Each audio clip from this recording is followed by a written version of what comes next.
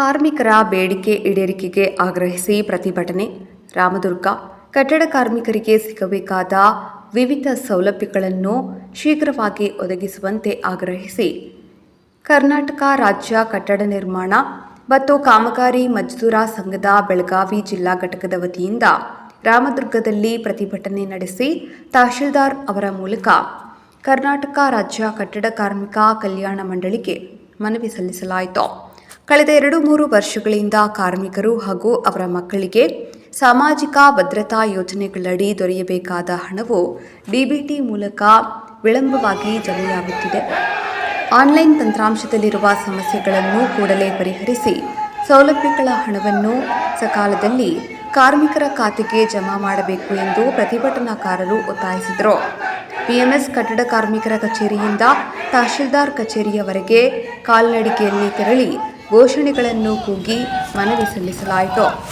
ಜಿಲ್ಲಾ ಸಂಘಟನಾ ಕಾರ್ಯದರ್ಶಿ ಮಾರುತಿ ವಾರ್ತೆಪ್ಪನವರ, ಪ್ರೇಮ ಆಲಗುಂಡಿ ಸೇರಿದಂತೆ ಕಾರ್ಮಿಕ ಮುಖಂಡರು ಹಾಗೂ ಸಂಘದ ಸದಸ್ಯರು ಉಪಸ್ಥಿತರಿದ್ದರು. ವರದಿ ಮಂಜುನಾಥ ಕಲಾದಗಿ, ರಾಮದುರ್ಗ.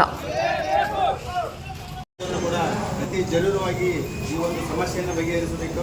ಅದೇ ರೀತಿ ಈ ರಾಮದುರ್ಗ ತಾಲೂಕಿನ ಹಾಗೂ ಸಮಸ್ತ ಕಟ್ಟಡ ಕಾರ್ಮಿಕರಲ್ಲಿ ಇರ್ತಕ್ಕಂಥ ತೊಂದರೆಗಳು ಹಾಗೂ ಆನ್ಲೈನ್ ಆಗಿರ್ಬೋದು, ಯಾವುದೇ ಸಮಸ್ಯೆ ಇದ್ದರೂ ಕೂಡ ಈ ಒಂದು ಎಲ್ಲ ಒಂದು ಸಮಸ್ಯೆಯನ್ನು ಅತಿ ಜರೂರವಾಗಿ ಬಗೆಹರಿಸಬೇಕಂತ ಈ ಮೂಲಕ ತಮ್ಮಲ್ಲಿ ಮನವಿಯನ್ನು ನೀಡಲಾಗಿದೆ.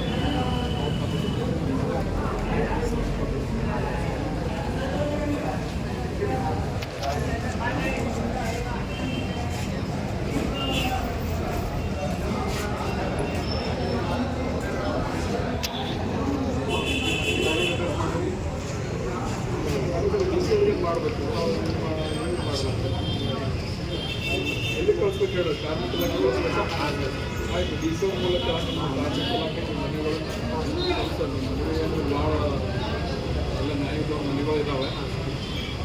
ಎಷ್ಟು ಸೌಲಭ್ಯ ಬೇಕು ಅಂತ ಡಿಸೋ ಮೂಲಕ ನಾವು ನಮ್ಮ ಇಲಾಖೆ ಕಳಿಸ್ಕೊಂಡು